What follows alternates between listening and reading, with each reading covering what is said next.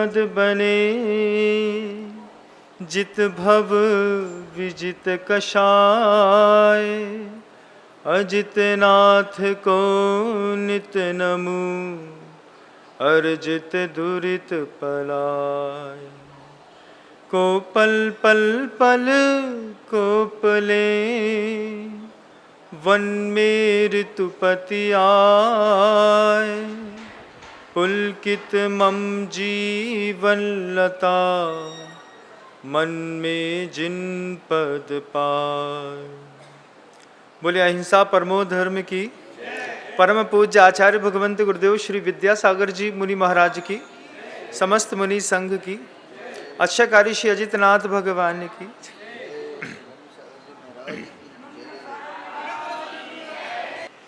जीवन अनुभवों का नाम है।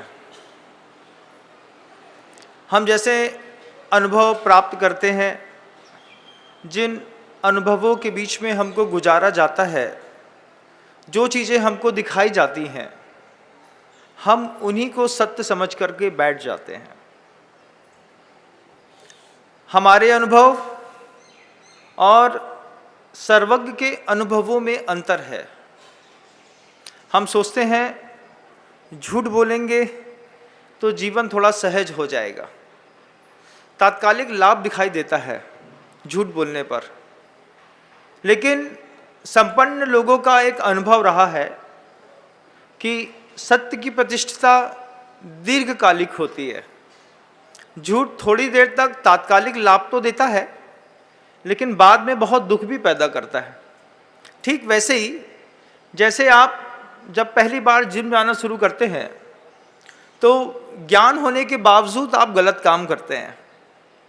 स्टेरॉइड्स लेते हैं, स्टेरॉइड्स के पैकेट्स पे लिखा रहता है कि इस स्टेरॉइड्स की आधा चम्मच लेने के बाद आपको कम से कम 85 मिनट्स मेहनत करनी पड़ेगी। एक डिब्बे में लिखा रहता है इस स्टेरॉइड को लेने के बाद 60 मिनट मेहनत करनी पड़ेगी। किसी स्टेरॉइड पे लिखा रहता है इसको खाने के बाद आधा घंटे तो वर्कआउट करना ही पड़ेगा। किसी स्टेरॉइड पे ऐसा भी लिखा रहता है कि ये स्टेरॉइड खाने के बाद बैठे बैठे पच जाएगा। लेकिन जिस स्टेरॉइड्स पे खाने के बाद 85 मिनट मेहनत करनी पड़ती है, उस स्टेरॉइड्स का टेस्ट सबसे बेहतरीन होता है, सबसे बेहतरीन। और उस बेहतरीन टेस्ट के चक्कर में हम एक चम्मच स्टेरॉइड जो है वो सबसे टेस्टी वाला खा लेते हैं, लेकिन 85 मिनट मेहनत नहीं करते। और उसका ये नतीजा निकलता है कि धीरे से 4 दिन तक तो लगता है कि हमारी बॉडी में एकदम से फूलना शुरू हो गया, ग्रोथ हो गई, भूख लगने लगी। 5वें दिन से हार्ट अटैक ऐसे स्मार्ट बॉयज़ को सबसे ज़्यादा आता है। सबसे ज़्यादा इन लोगों के लीवर खराब हो जाते हैं, किडनी इन्फेक्शंस हो जाते हैं, इनको आंतों का कैंसर हो जाता है, क्योंकि वह भोजन जिसमें साफ साफ लिखा था। गुरुदेव से एक बार किसी ने पूछा, क्या जानकारी देकर के मनुष्य को सुधारा जा सकता है? गुरुदेव कहते हैं, हाँ, जानकारी देकर के मनुष्य को कुछ हद तक सुधारा जा सकता है, पूर्णतः तो नहीं, क्योंकि गुटखे के पैकेट पर लिखा रहता है गुटखा खाने से कैंसर होता है। जानकारी साफ साफ है, बड़ा बड़ा उसमें निशान भी बनाया गया है, लेकिन उसके बावजूद आप गुटखा खाते हैं। स्टेरॉइड्स के पैकेट पर साफ साफ लिखा रहता है कि इसको खाने के बाद इतनी देर तक मेहनत करनी पड़ेगी, लेकिन आप खा करके आराम से एसी के नीचे बैठ जाते हैं और ओवर कॉन्फिडेंस में रहते हैं कि हम जैसे स्मार्ट लड़के को कुछ नहीं होगा। 24 साल के लड़के को हार्ट अटैक आता है, चुपचाप 2.5 कुंटल लकड़ी पे उसकी देह चढ़ करके 2.5 किलो राख 1 घंटे बाद बचती है। कितना खतरनाक है जानकारी होने के बावजूद अपने जीवन में सुधार न करना। जीवन अनुभवों का नाम है बंधुओं। आपके अनुभव ही कुछ और हैं। आप जिन अनुभवों के बीच में जी रहे हैं, उन अनुभवों की अंतिम स्थिति मौत है, और सर्वज्ञ जिन अनुभवों के बीच में जी गए, उनकी अंतिम स्थिति जो है कैवल्य की प्राप्ति है। आपका अनुभव कहता है कि किसी ने आपको बहुत तेज गली में इंसल्ट की है, आपको डांटा है, चिल्लाया है, टिट फॉर टैट, ये आपका अनुभव है। तुमने हमको गाली दी थी, हम तुम्हारे मुंह में 4-5 दांत तो तोड़ ही देंगे, इतनी ताकत तो हमारे हाथ में है। इतना तो अभी हमने दूध पिया है। आपका अनुभव कहता है ना, अनुभव कहता है कि किसी ने बुरा कहा है, उसी वक्त उसको बुरा करो मत, उसका बुरा कर दो। कहने वाले का बुरा कर देने से दोबारा वो कहना भी भूल जाएगा। ये संसार का अनुभव है, सर्वज्ञ का अनुभव नहीं है। सर्वज्ञ का अनुभव ही कुछ और है। सर्वज्ञ कुछ अलग चीजों से व्यक्ति के सुधार की परिभाषा लिखते हैं। तभी तो हमारी भाषा, हमारा मन, हमारे संत और हमारे ग्रंथ से मेल जोल नहीं खाता। हमारी जीवन शैली और संतों की जीवन शैली में जो इतना बड़ा डिफरेंस है, वो इसी कारण तो है कि साधु लोग सर्वज्ञ के अनुभवों पे जीना पसंद करते हैं और आप अपने निजी अनुभवों पर। परिणाम क्या निकलता है आप स्वयं देखिएगा। 1 रुपए कमाने के लिए सर्वज्ञ कहते हैं बहुत कुछ करना पड़ता है, और आप कहते हैं कुछ नहीं होता। दुकान में बैठते साथ ही 1 रुपए आ जाते हैं। आचार्य जी से पूछा कि 1 रुपए करने के पीछे क्या, कमाने के लिए क्या करना पड़ता है? गुरुदेव कहते हैं 1 रुपए कमाने के पीछे 5 पाप और 4 कसाएं एक साथ मिलके करनी पड़ती है, तब जाकर के 1 रुपए कमाया जाता है। कभी अपन ने सोचा भी नहीं होगा, क्योंकि सर्वज्ञ का अनुभव ही अलग है। सर्वज्ञ कहते हैं तुमने 1 रुपए कमाया, कितना सहज है 1 रुपए कमाना। दुकान में रखा हुआ एक प्रोडक्ट उठा करके यहाँ बेच देना है। एक हाथ से उठाया, किसी ने बोला कि भैया 1 लक्स साबुन देना, और हमने लक्स साबुन की एक बट्टी दे दी, हमको 1 रुपए मिल गया।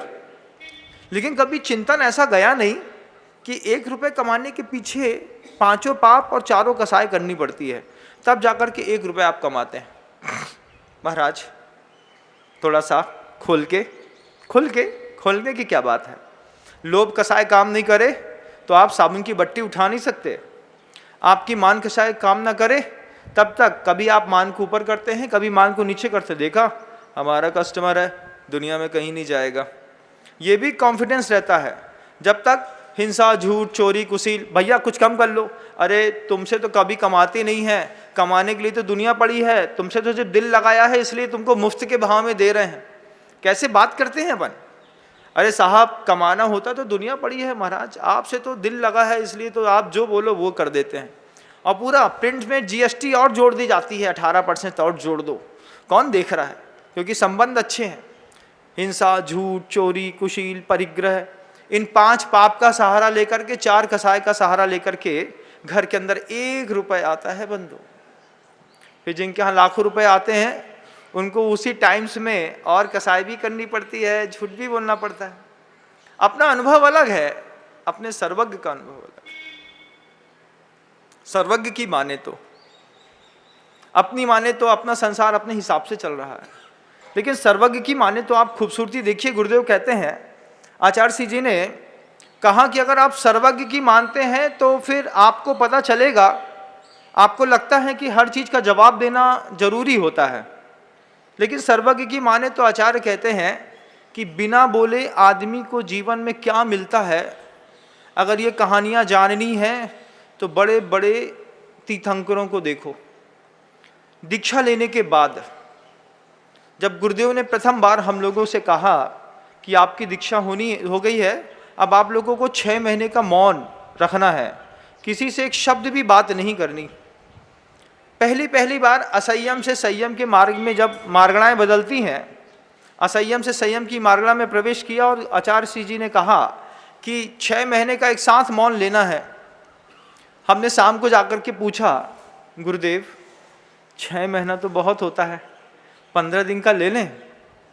आचार्य जी कितने अच्छे से बोलते हैं, बोले थे बहुत उस समय पता ही नहीं था कि आचार्यों के चिंतन में कभी भी अपना चिंतन करने की मनाही है। ये कभी पहले आता नहीं था, बाद में आया कि जब गुरुदेव ने सोच लिया है तो हमको सोचने की कोई ज़रूरत नहीं है।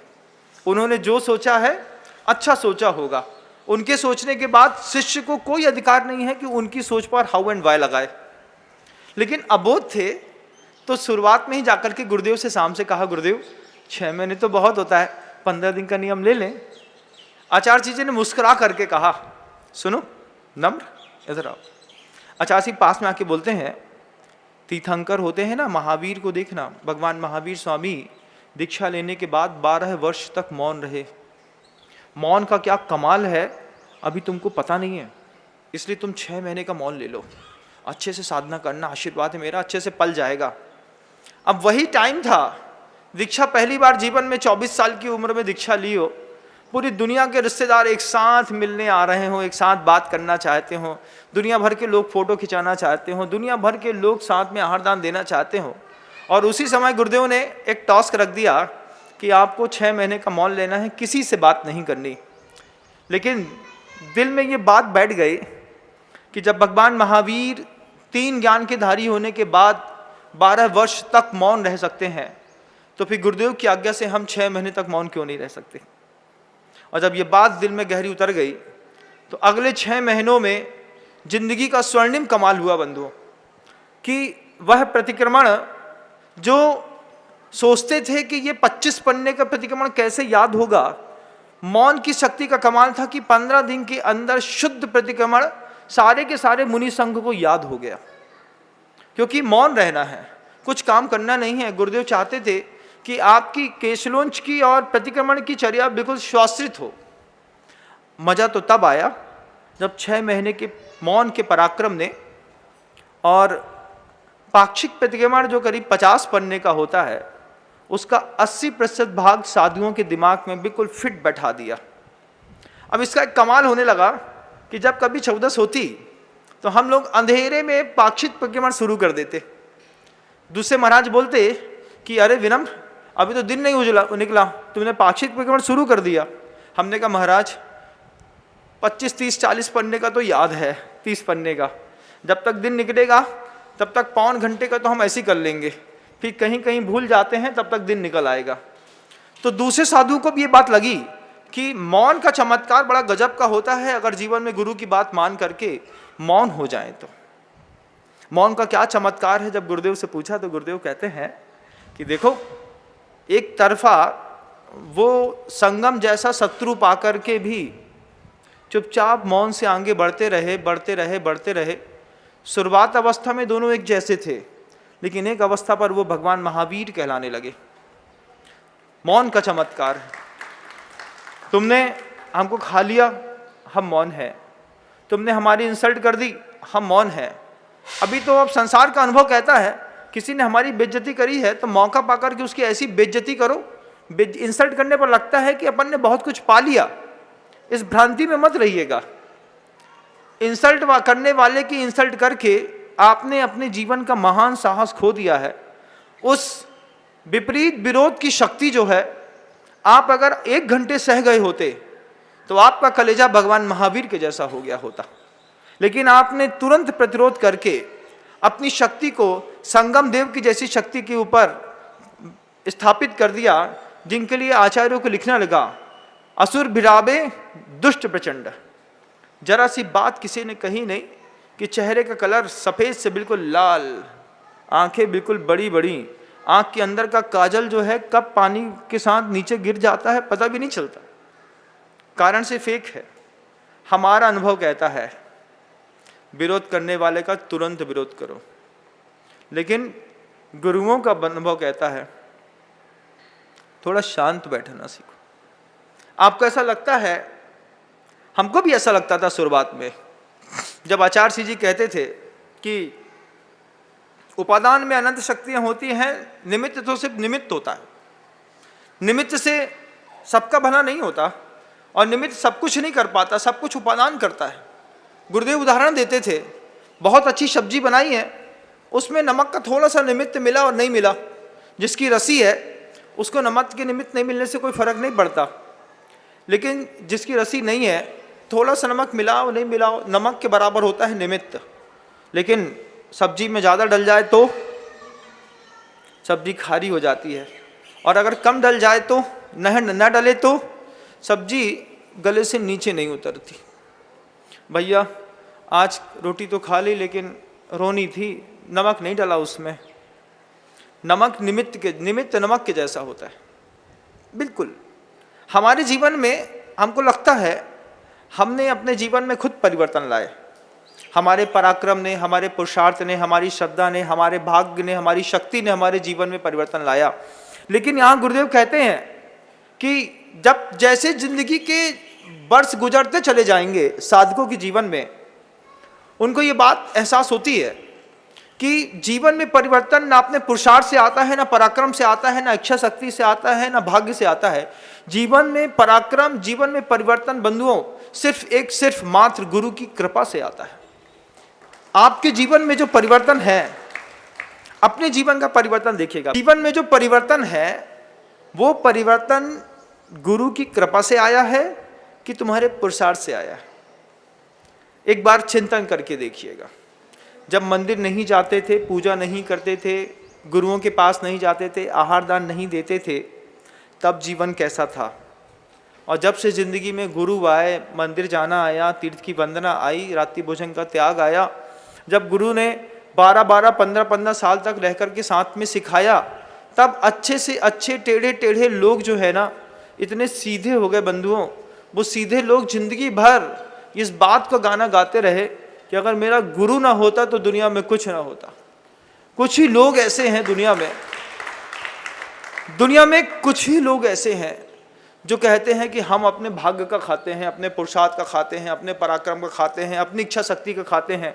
हम तो हमेशा आज भी कहते हैं, जिंदगी के 20 साल साधना मार्ग में निकालने के बाद, कि हम तो अपने गुरु की कृपा का खाते हैं कि अगर हमारे ऊपर हमारे गुरु की कृपा ना हो, हमारे गुरु की नज़र ना पड़े तो सब बिगड़ जाए। आचार्य सिंह जी से एक बार पूछा कि भगवान जीवन सार्थक कैसे करें। आचार्य सिंह जी बड़े अच्छे मन से कहते हैं, मन, वचन और काया की शक्ति को दूसरे के जीवन के उत्थान में लगाते रहो, जीवन सार्थक हो जाएगा। आचार्य सिंह जी यहाँ पर साफ साफ कहते हैं शब्दों में कि शब्दों को पहुँचने में बहुत देर लगती है, लेकिन मन का स्पंदन बहुत जल्दी इधर से उधर पहुँच जाता है। और हमारी संसारी लोगों की आदत है, कुछ भी बुरा करता है सबसे पहले हम उसके लिए बैड वाइब्रेशन 24 घंटे भेजते रहते हैं। घर के अंदर भी देखिएगा, मान लीजिए छोटी बहू है और जेठ जी को जवाब नहीं दे पाती है, तो जवाब तो नहीं दिया, ये बात तो ठीक है, लेकिन क्या मन से स्पंदन में हम प्रतिकार नहीं करते हैं निरंतर। गुरुदेव एक कहानी सुनाया करते थे हम लोगों को, प्रासंगिक है, आपको भी सुना देते हैं कि एक बूढ़ी माँ थी, वो अपनी एक यौवनवती कन्या के साथ जो है रास्ते से कहीं जा रही थी। अंधेरा होने को आया तो बूढ़ी दादी सोचती है कि ये मेरी बच्ची है, छोटी है, चलते चलते थक गई है, रास्ता बहुत दूर है, भगवान कोई कुछ मिल जाए साधन जिससे मेरी बेटी कम से कम सुरक्षित घर तक पहुंच जाए। और ऐसा दादी सोच ही रही थी कि 5-7 मिनट के बाद पीछे से घुड़सवार निकला। घुड़सवार को दादी ने रोक करके कहा कि भैया हमारी छोटी सी बेटी है, इस बेटी को घर तक पहुंचा दो, बस अंधेरा होने को आया है, वो घर हमारा बहुत दूर सामने ही दिखाई दे रहा है, हम तो धीरे धीरे भी पहुंच जाएंगे। घुड़सवार ने दादी को देखा, बूढ़ी को देखा, उस कन्या को देखा और कहा, तुम जैसे लोगों के लिए मेरे पास टाइम नहीं है, और भी तो काम है ज़माने में, और हम निकल गए। हमारे साथ भी ऐसा होता है, जब हम अपनी गाड़ी में अकेले जा रहे होते हैं, कोई अचानक लिफ्ट मांगता है तो हम पहली बार में तो लिफ्ट नहीं देते, लेकिन थोड़ा देर आगे जाकर के जब कभी आप गाड़ी में रोकिएगा कभी किसी को लिफ्ट देने के लिए, उस समय तक लिफ्ट लेने वाला आपसे लिफ्ट नहीं लेता। पहले तो उस घुड़सवार ने मना कर दिया, आगे निकल गया। अचानक आगे जाकर के घुड़सवार को लगा कि दादी तो बूढ़ी है और उसकी कन्या कमज़ोर है, लेकिन सोना बहुत पहनी है, पता भी नहीं चलेगा, उसको साथ में ले चलते हैं, पूरा स्वर्ण हड़प लेंगे और आगे चल करके कन्या को कहीं भी रास्ते में छोड़ देंगे। घुड़सवार लौट करके आता है, उस बूढ़ी माँ से कहता है, माँ हम समझ नहीं पाए, गलती हो गई, तुम अपनी कन्या को इसमें बैठा दो। माँ कहती है, बेटा उस समय तो बैठा देते, अब नहीं बैठाएंगे। क्यों? अब क्यों नहीं बैठाओगी? बोले उस समय तुम्हारा मन साफ था बेटा, अब 2 मिनट के अंदर तुम्हारे मन का स्पंदन हमारे मन तक पहुंच गया। मन का स्पंदन कितनी जल्दी उस घुड़सवार का स्पंदन उस दादी तक पहुंच गया। दादी कहती है, अब नहीं बेटा, अब तो बच्ची हमारे साथ जाएगी, तुम अपना रास्ता नापो। घुड़सवार को लगा कि छीना झपटी कर लें, लेकिन दादी का तेज और उसकी बुद्धि प्रखरता देख करके और घुड़सवार चुपचाप निकल गया। ये मन के स्पंदन का कमाल है, वचन के स्पंदन का कमाल है, काया के स्पंदन का कमाल है। जब भी कोई केवल की राह पर जाता है, जब भी कोई साधना के मार्ग पर उतरता है, सबसे पहली शिक्षा दी जाती है कि अपने मन के स्पंदन से किसी भी व्यक्ति का अहित चिंतन बंद कर दो। साधु साधना के मार्ग पर उतरता है, सबसे पहले गुरुदेव ने यही शिक्षा दी थी कि मनोवरगणाओं को संभालने की कोशिश करो। दिखती नहीं है, बहुत तेज काम करती है, बहुत तेज। लगातार एक व्यक्ति के बारे में आप बार बार बुरा सोचते हैं, उस व्यक्ति की कब मृत्यु हो जाए पता भी नहीं चलता। मनोवरगणाएं इतना तेज काम करती हैं। पैनी धार जैसे लेजर की रेज होती है, जिसमें कटिंग हो जाती है, कार्विंग हो जाती है, आपके ऊपर के निशान मिटा दिए जाते हैं। या फिर आप देखिएगा वाईफाई की हाई स्पीड की रेंज क्या कमाल करती है, 1 मिनट में पूरे एंड्रॉयड को भर देती है। कहाँ हमारा एंड्रॉयड, कहाँ वाईफाई का डिब्बा, लेकिन बस मैच कर जाए, फ्रीक्वेंसी मैच करी और आपका मोबाइल चालू, और मन की बेड फ्रीक्वेंसी या बेस्ट फ्रीक्वेंसी ने मैच किया और आपके दूसरे के बीच का संपर्क और संबंध चालू। ट्रेन में बैठे बैठे फ्रीक्वेंसी मैच करती है, 5 मिनट के अंदर इच्छा होती है सामने वाला जो वृद्ध बैठे उनसे बात कर लें। क्यों? वाइब्रेशन का कमाल है।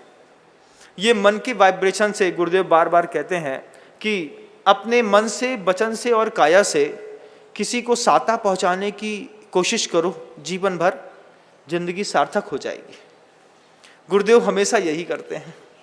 गुरुदेव, उनके पास कोई भी जाता है, महाराज दुख है, दर्द है, पीड़ा है, वो सामायिक में स्तोत्र पाठ करते समय, स्तुति करते समय सिर्फ चिंतन करते हैं, भगवान क्षेमम सर्व प्रजानाम, सब जीवों में सुख मिले।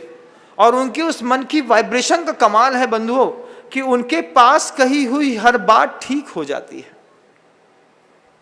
हर बात। आप किसी को गलत नज़र से देखते हैं, महिला 1 सेकंड में ताड़ जाती है। इंसान भले वृद्ध दिख रहे हैं और शरीर दिख रहे हैं, लेकिन नज़रें खराब हैं। ऐसे ही साधक पुरुषों की भी नज़रें होती हैं। आप अपनी नज़रों से किसी का अहित कर सकते हैं, आप अपनी नज़रों से कभी किसी का हित नहीं कर सकते, लेकिन आप गुरुदेव के दरबार पर बार बार इस बात के लिए खड़े रहते हैं।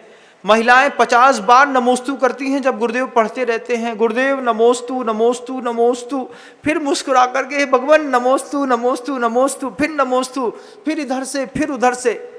एकमात्र उद्देश्य रहता है, ये सफल साधक जिनकी मनोवरगणाओं में कभी भी वर्ड वाइब्रेशन नहीं निकलती, ये अपनी नजरें उठा करके एक बार मुझे देख तो ले। उनके बगल का खड़ा आदमी देखता है तो आपको बुरा लगता है, ये हमको घूरे जा रहा है।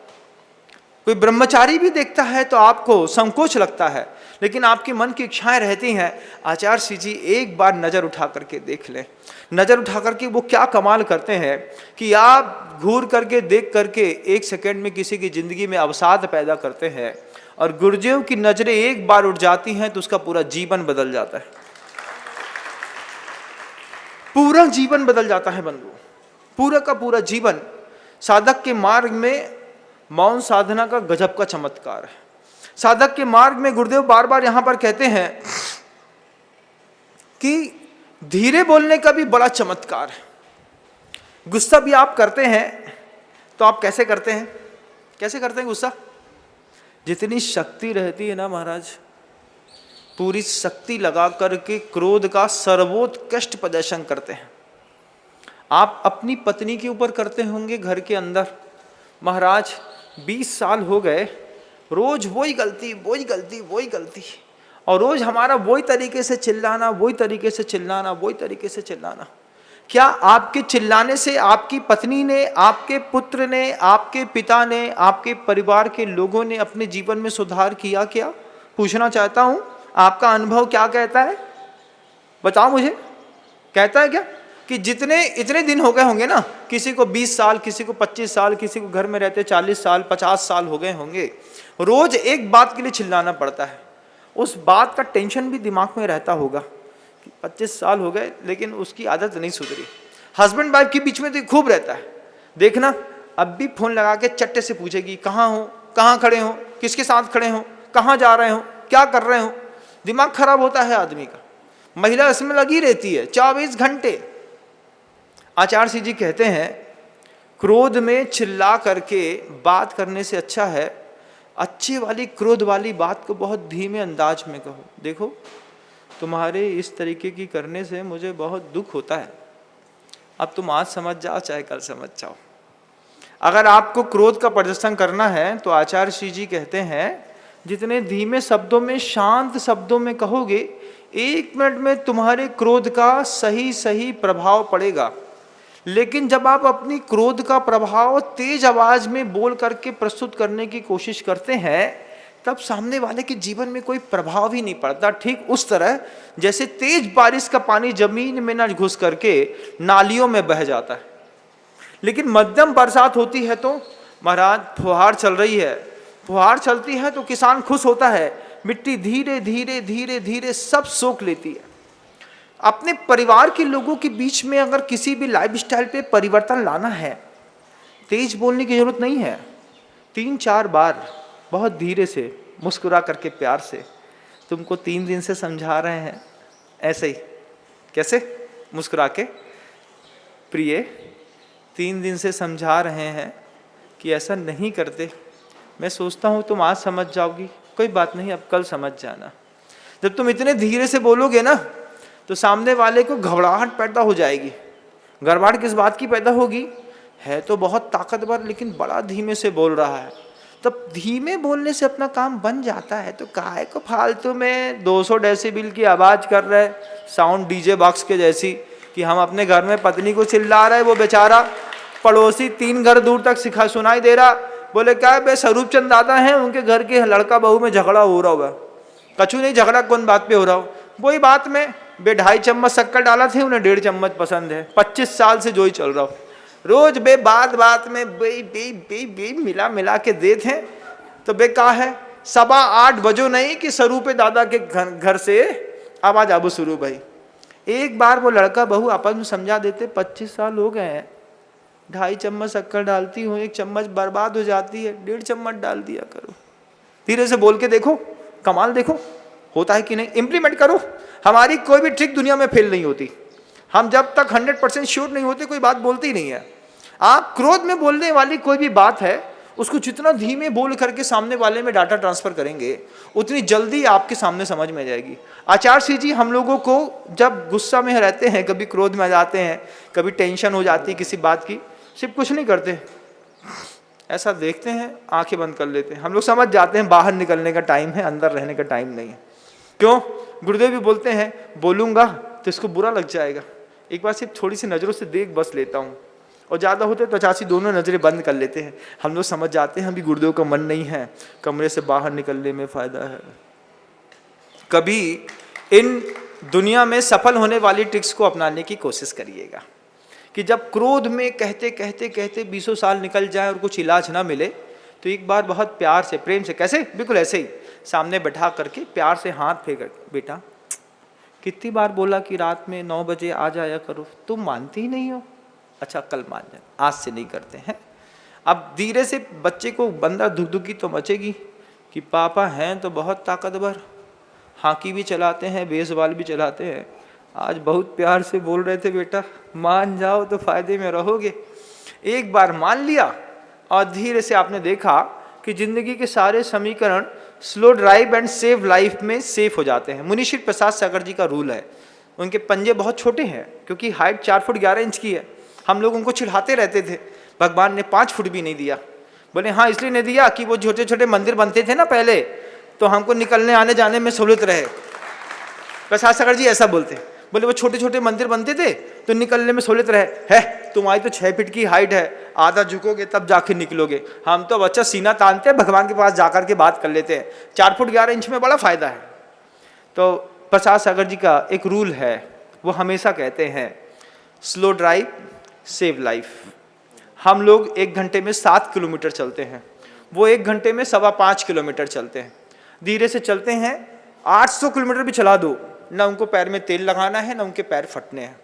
उनका एक रूल है बस, स्लो ड्राइव सेफ लाइफ। अगर आप उनका ये रूल भी अपना लेते हैं तो, कि घर के अंदर स्लो ड्राइव सेव लाइफ, घर के अंदर का ना लड़का भगेगा, ना लड़की भगेगी, ना पत्नी नाराज होगी, ना पुत्र, ना पिता, ना कुछ। जब भी कोई हाइपर हो, प्रसाद सागर जी का एक master rule, slow drive save life. भैया अभी तेज बोल हैं, जो 5 साल का लड़का है, 8 साल का लड़का है, कल एक 11 साल का लड़का आया हमारे पास, उसके पिता लेकर के आए, पता नहीं कहाँ से आए थे, नाम लूंगा तो पता चल जाएगा, इसे बोलता नहीं, बड़े प्यार से बोलते हैं महाराज हमारा लड़का बहुत अच्छा है। हमने कहा क्या अच्छा है? इसने घर में हर चीज को सुधारा है। हमने कहा इतना छोटा सा है? बोले महाराज टीवी लाए थे, बिगड़ गई थी, इसने उठाया बैट और सीधे फंट में मारी, टीवी सुधर गई। कुछ लोग होते हैं उनकी भाषा, महाराष्ट्र में गया मैं पहली बार, नागपुर। अब नागपुर से मैंने कहा बल्डी जाना है, तो बल्डी जाने पर नागपुर वाले से पूछा, हमने कहा अकेले निकलते हैं पता चल जाएगा। अब नागपुर की भाषा हमारी भाषा से बिल्कुल विचित्र। हमने कहा बल्डी कहाँ है, किसी रिक्शा चलने वाले से, वो बोलता वॉकिंग डिस्टेंस में। हमने कहा कितना दूर? बोले यहाँ से सीधे जाओगे एक पेड़ गिरेगा, उसके ठीक सामने एक बिल्डिंग गिरेगी, बिल्डिंग के ठीक सामने एक बाग गिरेगा, बाग से उस तरफ निकलोगे एक तालाब गिरेगा। हमने कहा भैया थोड़ा रुक, 4 चीज तो गिर गई, हमारे चलने से गिर जाएगी क्या? अब भाषा समझ में नहीं आती। हमको उस आदमी की भी भाषा समझ में आई। वो हमसे कहता है महाराज हमारे लड़के ने जीवन में सब, घर में सब सुधार दिया। हमने कहा अच्छा बच्चा होगा, हो सकता है बहुत ज़्यादा मास्टर माइंड हो। बोले नहीं महाराज टीवी थोड़ी सी खुरखुर कर रही थी, इसने बैट मारा सीधे टीवी सुधार दी। हमने कहा बाद में समझ में आया कि जैसे हम घर में बोलते हैं लौकी सुधार दो, ऐसे इसने टीवी सुधार दी, फ्रिज सुधार दिया, वॉशिंग मशीन सुधार दी, बच्चे ने पूरे लाइट हेलोजन सब सुधार दिए, इसको संभालिए। हमने कहा इसके नाम की कल शांति धारा कर लेना। आज उनके पिता ने यहाँ पे शांति धारा भी कर ली है, इतना ही काफ़ी है। तो कभी ऐसा जीवन का रूल है बंधु, जिंदगी जीने का बहुत सफलतम सूत्र है कि विरोध करने से अच्छा है मौन हो जाओ। विरोध करने की अपेक्षा है, आदमी इतना जल्दी मिसबैलेंस होता है। जब आप विरोध करते हैं तो सामने वाले को उम्मीद है कि मुझे देख रहा है और मेरे साथ लड़ भी रहा है, मैं गिरूंगा तो ये विरोधी भी संभाल लेगा। लेकिन जब आप मौन हो जाते हैं तो आदमी टोटली इनबैलेंस्ड हो जाता है, टोटली इनबैलेंस्ड। उसको समझ में नहीं आता है कि ये संगी है लेकिन असंगी जैसा व्यवहार क्यों कर रहा है। जब इसमें चेतना है, इसमें मनोवर्गणाएं हैं, इसमें शब्द वर्गणा है, इसकी काय की शक्ति है, ये मेरी विरोध शक्ति में अपना विरोध प्रदर्शित क्यों नहीं कर रहा है। Slow drive and save life, this is a master rule presented by Prasad Sagar ji Maharaj. हम लोगों ने भी शुरुआत में तो इस शब्द का मजाक उड़ाता था मैं, लेकिन जब बड़ा बन करके बाहर निकला तो उनका वो रूल रह रह करके याद आता है। महाराज जी कहते हैं slow drive and save life, हर चीज फूक फूक कर। भैया मुझे समझ में आता है तो मैं बता देता हूँ, और नहीं तो मैं बोलता हूँ भैया मुझे ये भाषा आती नहीं है, हमारे निस्वार सागर जी महाराज से पूछ लो। क्यों? डाटा ट्रांसफ़र कर दो, डिपार्टमेंटल काम है, अपन को सिग्नेचर नहीं करना तो नीचे वाले से बोलो भैया कलीग कर देगा, कलीग से सिग्नेचर करवा दो, वो सिग्नेचर नहीं करेगा तो कोई दूसरा सिग्नेचर कर देगा।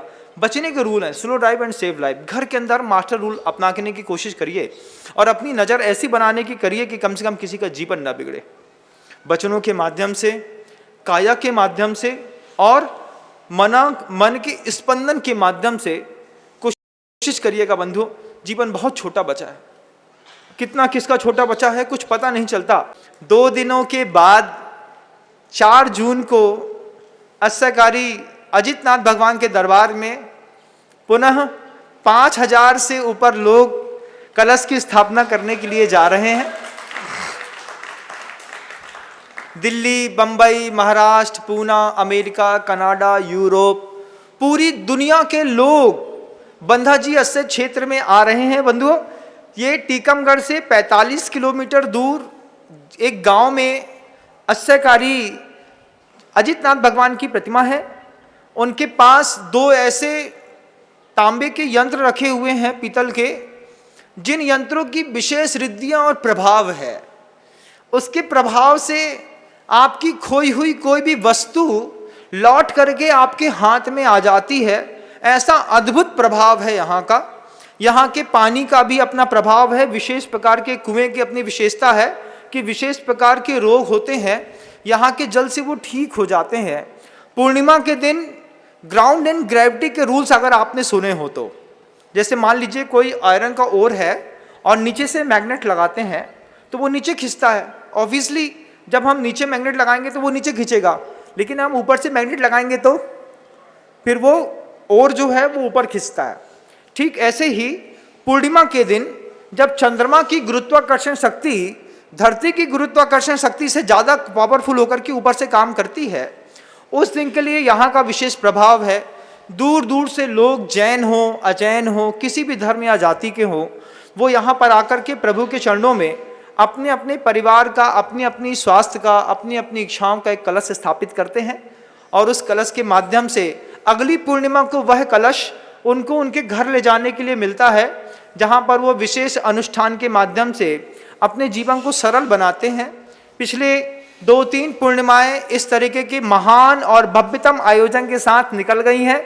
पूज्य गुरुदेव का भी इस कार्यक्रम के लिए भरपूर आशीर्वाद है। मैं आपको बता रहा हूँ, मैं अपनी मर्जी से कोई कार्यक्रम नहीं करता हूँ, गुरुदेव की सन्निधि और आशीर्वाद से यह कार्यक्रम सफल होगा। आपको लगता है कि आप अभी तक कभी इस पूर्णिमा के महोत्सव में आकर के आपने अपने परिवार का एक समृद्धि कलश, रिद्धि सिद्धि कलश, मनोकामना कलश नहीं रखा है, तो इस बार 4 जून को आप आइएगा, क्योंकि जुलाई में मुझे लगता नहीं है कि मैं यहाँ पर रहूँगा। पूज्य गुरुदेव का अगर आशीर्वाद मिल गया तो कहीं और जाने का मन बन सकता है। भगवान रहेंगे, यंत्र जी भी रहेंगे, आयोजन कराने वाले आयोजक भी रहेंगे, लेकिन अगर मुख्य पुजारी यहाँ से चला गया तो आपको बहुत कुछ सूना सूना लगेगा। इसलिए ये 4 जून विशेष रूप से पूरी दुनिया के लोगों से कहना चाहता हूँ, वे अपने आयोजन को सफल बनाएं। जो लोग घर से नहीं आ पा रहे हैं, कोई मजबूरियाँ हैं, वे स्क्रीन पे दिखाई देने वाले नंबरों पे अपना संकेत, अपनी राशि दे सकते हैं, जहाँ से उनका कलश की स्थापना यहाँ पे ब्रह्मचारिणी कन्याओं के द्वारा स्थापित किए जाएंगे। 3 जुलाई को जब 1 माह बाद गुरु पूर्णिमा का अवसर आएगा, उसके बाद नैष्ठिक अनुष्ठान करके, हवन इत्यादि करके वे कलश आपके घर को ले जाने के लिए उपलब्ध होंगे। आप क्षेत्र पर आकर के खुद देखें, इतना पवित्रतम और सुंदरतम क्षेत्र है। जो यहाँ 2-4 दिन रुक जाता है उसको दुनिया में वापस जाने में बहुत अखरता है। उनको लगता है कि हम इस बन्हाजी क्षेत्र से वापस क्यों जा रहे हैं। सर्व सुविधा युक्त यहाँ पर सारी व्यवस्थाएं हैं, ठंडा भोजन पानी की, लेकिन धर्मशालाओं का थोड़ा सा अभाव है। सुबह आइएगा, शाम को चले जाइएगा, लेकिन पूर्णिमा को पूरी दुनिया के लोगों का आना यहाँ पर अगर सार्थक हुआ तो मैं समझता हूँ इस 4 जून के कार्यक्रम में आपको एक अभूतपूर्व लाभ मिलेगा। आप अपने जीवन को, गृहस्थिक जीवन को भी समृद्ध और संपन्न करें। शांतिमय इस धरती पर आपका संयम, संवर और निजरा के साथ गुजरे। इन्हीं भावनाओं के साथ शब्दों को विराम देता हूँ। गुरुदेव श्री विद्यासागर जी मुनि महाराज की।